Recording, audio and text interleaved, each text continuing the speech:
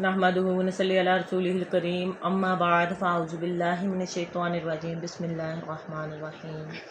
अस्सलामु अलैकुम YouTube family, कैसे हैं आप? उम्मीद करती हूँ मेरे बहन भाई सब खैरियत से होंगे। अल्लाह पाक आपको अपने ईमान में रखे, आपकी तमाम मुश्किलें, मुसीबतें, परेशानियाँ दूर फरमाए। अल्लाह पाक आपके रिज़्क़ में बरकतें अता फरमाए, आपके मसाइल हल फरमाए।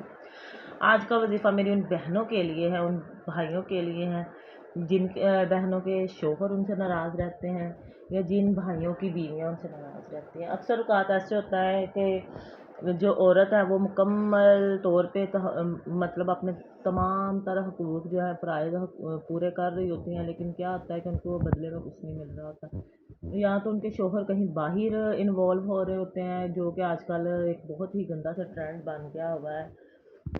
तो कुछ लोग उसमें मुलव्वस हो जाते हैं, कुछ लोग इस तरह के होते हैं, उनके होता तो कोई नहीं लेकिन साइकोलॉजिकली वो उन्होंने अपने आप को इस तरह का कर लिया होता है कि वो बीवी बच्चों से चिढ़ खाना शुरू हो जाते हैं। घर में बाहर बड़े खुश रहते हैं, अपने दोस्तों में वो खुश हैं, लेकिन जब घर आते हैं ना तो उस वक्त उनके जो तासुरात हैं वो ही चेंज हो जाते हैं। वो बच्चों को देखते हैं तो चिड़चिड़ापन, बीवी को देखेंगे तो ऐसे महसूस करवाते हैं कि जैसे पता नहीं उनको क्या हो गया।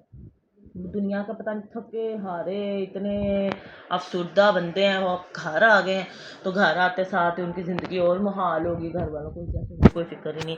औरत की सबसे ज़्यादा तजलील उस वक्त होती है जब उसके होते हुए उसका शोहर दूसरी औरतों की तरफ देखे, उसको वो तो बड़ी अट्रैक्टिव लगे, लेकिन जो अपनी बीवी है उसकी जो है उसकी नज़र में कोई वैल्यू ना हो, या फिर उसकी वैल्यू होने के बावजूद भी वो ऐसे डिग्रेड उसको करे, ऐसे दिखाए कि भाई ये तुम्हारा होना ना होना मेरे लिए एक बराबर है।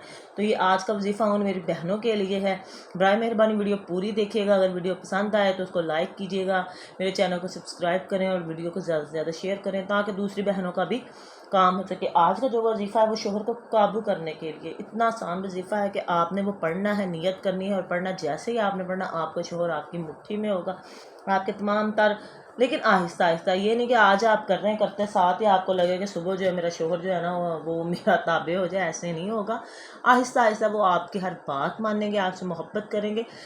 मेन जो होता है ना रिश्ता, वो होता है जी आपने एक दूसरे के दिल में मोहब्बत पैदा करनी है। मोहब्बत पैदा करने के लिए रिस्पेक्ट बहुत ज़रूरी है। अक्सर जो शोहर होते हैं उनको ये शिकायत होती है जी हमारी बीवी हमारी रिस्पेक्ट नहीं करती।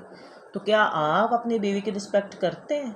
जब आपकी बीवी को आपकी सबसे ज़्यादा ज़रूरत होती है, जब आपकी फैमिली के लोग, आपके बहन भाई, आपके वालदैन, आपका बाप, आपकी माँ उसको रुसवा कर रहे होते हैं, जलील कर रहे होते हैं, पूरी एक कौम तैयार बैठी होती है उसको जलील करने के लिए, तो क्या आप उसका साथ देते हैं? अपने आप से ये पूछिएगा ना कभी बैठ के क्वेश्चन कि क्या आप उसका साथ देते हैं, आप उसकी रिस्पेक्ट करते हैं?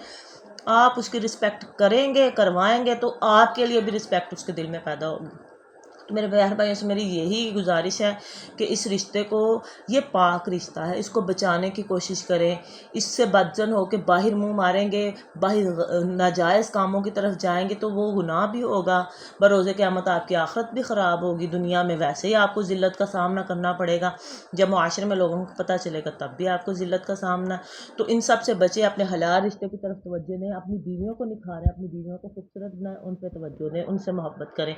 और बीवियाँ थोड़ी सी मेहनत करें, अपनी ज़ुबान को बंद रखें और मोहब्बत करें अपने शोहरों के साथ, और साथ में ये छोटा सा वजीफ़ा करें। अल्लाह पाक मदद फरमाएंगे तो इंशाल्लाह बेहतरी होगी। चलते हैं अपने वजीफ़े की तरफ।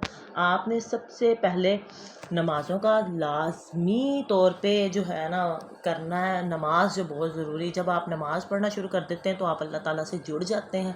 जब एक क्लास में डेली बंदा जाए, अपनी हाजिर अटेंडेंस लगवाए, वो फ़र्स्ट आए या ना आए लेकिन वो पास ज़रूर हो जाता है। इसी तरह अगर हम नमाज़ पढ़ेंगे तो हमारा जो एक रुकन पूरा हो जाएगा दीन का। और जब नमाज़ पढ़ेंगे तो नमाज बुराई और बेहयाई के कामों से रोकती है, और आहिस्ता आहिस्ता इंसान जो है वो अच्छे काम करने की तरफ जाता है, और एक एक स्टेप वाइज बंदा ऊपर जाता जाता एक दिन अपनी मंजिल तक पहुंच जाता है।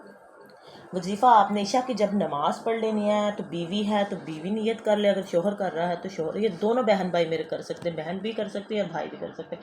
आपने नियत कर लेनी है। नियत बनाने के बाद अव्वल आखिर 3 दफ़ा आपने दरूद इब्राहिमी पढ़ना है। ये जी शर्त है कि आपने लाज़मी कोशिश करनी दरूद इब्राहिमी पढ़ने की। जिस मेरे बहन भाई को नहीं आता वो काइंडली लिख ले, या फिर वैसे ही कोई सीनरियाँ वगैरह होती हैं, बहुत सी जगहों पे ऐसे होता है कि मिल जाता है, नहीं तो फिर आप नमाज के अंदर से निकाल लें, वहाँ पे भी लिखा होता है।